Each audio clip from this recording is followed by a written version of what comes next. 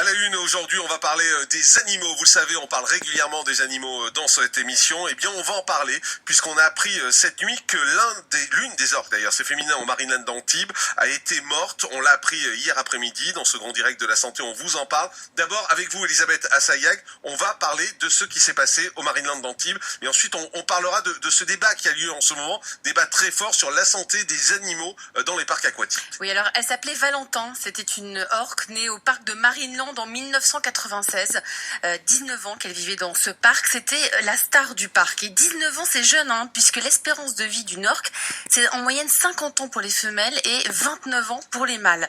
Son décès intervient une semaine après les intempéries qui ont dévasté la région et abîmé les infrastructures du parc. Alors qu'il est, la direction ne fait pas le lien immédiat entre le décès et les intempéries. Au lendemain de la tempête, le parc faisait état de la mort de 4 tortues, quelques raies, des poissons, des loups de mer, des plus petits animaux tels que des lapins, des cochons d'Inde, des poules, des chèvres et des moutons, des animaux qui auraient souffert d'hypothermie ou d'asphyxie dans les eaux boueuses à la suite des intempéries. La nouvelle de cette mort a relancé bien sûr le débat dans les réseaux sociaux de l'exploitation des orques et des dauphins dans les delphinariums. Certains n'hésitent pas à publier des messages du type pauvre géante des mers enfermée dans une piscine. Le parc restera fermé jusqu'en janvier 2016 au moins. Et c'est un débat qui prend de plus en plus d'ampleur, effectivement, que ce soit en France ou aux États-Unis, où beaucoup de voix s'élèvent contre ces animaux qui sont enfermés dans ces parcs aquatiques. Avec nous, Natacha Harry, notre vétérinaire et présidente de la SPA. Bonjour Natacha. Bonjour Jean-Marc. C'est vrai qu'on peut se demander au fond si c'est la place d'une orque d'être enfermée dans un parc aquatique comme celui-là. Très clairement, ce sujet fait débat depuis maintenant plusieurs dizaines d'années. Ce qu'il y a au départ fait vraiment débat, c'est qu'il y a eu plusieurs accidents successifs avec des soigneurs d'orques qui ont trouvé la mort. Et puis petit à petit, l'opinion publique s'est emparée de ce sujet et s'est interrogée sur le bien-être de ces animaux. Effectivement, on voit ces géants des mers qui sont dans des bassins, certes, qui peuvent nous paraître géants par rapport à une taille humaine, mais par rapport à une taille d'orque, ce sont de petits bassins. Donc oui, aujourd'hui, il est légitime de se poser la question sur la nécessité pour nous d'avoir de tels animaux enfermés dans des endroits où ils ne sont là finalement que pour le plaisir humain. Oui, il y a des voix qui s'élèvent, je le disais en particulier aux États-Unis, il y a plusieurs stars qui se sont élevées contre ces parcs aquatiques. Est-ce que vous, en tant que présidente de la SPA également, est-ce que vous avez le sentiment qu'il faudrait arrêter de mettre ces gros animaux dans ces parcs aquatiques ? Écoutez, à partir du moment où la présence de ces animaux dans les parcs aquatiques n'ont aucun rôle sur la préservation de leur espèce, à partir du moment où cette présence dans les parcs aquatiques n'est là que pour simplement satisfaire l'amusement du public, la curiosité du public, ma réponse va être assez catégorique. Oui, il faut arrêter d'avoir de tels animaux enfermés dans des conditions qui ne sont pas conformes à leur physiologie, à leur bien-être, mais c'est à la fois un bien-être physique que l'on prend en considération, mais aussi psychologique.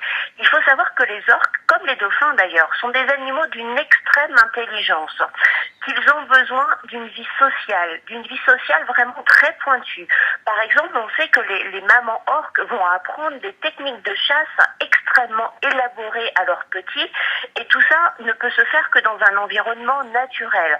En captivité, même si on essaie de leur donner des activités par le biais des interactions avec les soigneurs, on est très très loin de reproduire l'environnement naturel et tout ce dont ces animaux ont besoin. Et ça veut dire, en vous écoutant, Natacha Harry, parce que vous avez une parole qui porte, puisque vous êtes présidente de la SPA, vous êtes vétérinaire également, on vous entend sur Europe, est-ce que ça veut dire que quand on est parent, qu'on amène ses enfants dans ces parcs aquatiques, est-ce qu'on est un peu coupable en même temps ? Est-ce qu'on est un peu complice de tout ça ? Le public n'est pas coupable en soi. Le public a certainement un rôle à jouer, une forme de complicité, oui, c'est une évidence. Mais l'opinion publique est aussi très forte et c'est généralement grâce à une prise de conscience collective dans l'opinion publique que l'on arrive à faire avancer les choses. Il y a encore aujourd'hui à peu près une dizaine de parcs dans le monde qui exposent ces animaux. Vraiment, c'est une forme d'exposition parce que, je vous le dis, il n'y a aucun rôle de préservation des espèces. Autant les parcs zoologiques peuvent avoir de vrais rôles de préservation des espèces menacées dans leur milieu naturel, autant les orques sont beaucoup mieux dans leur milieu naturel. Donc le message qu'il faut faire passer aux parents, aux familles, c'est de dire mais Posez-vous la question, vous êtes face à un spectacle qui certes va amuser vos enfants, c'est amusant de se faire arroser par l'orque qui vient frôler le bord du bassin, mais quel est l'intérêt pour cet animal? Qu'est-ce qu'on afflige à ces animaux? On leur afflige des conditions de vie qui ne sont pas dignes de ces animaux.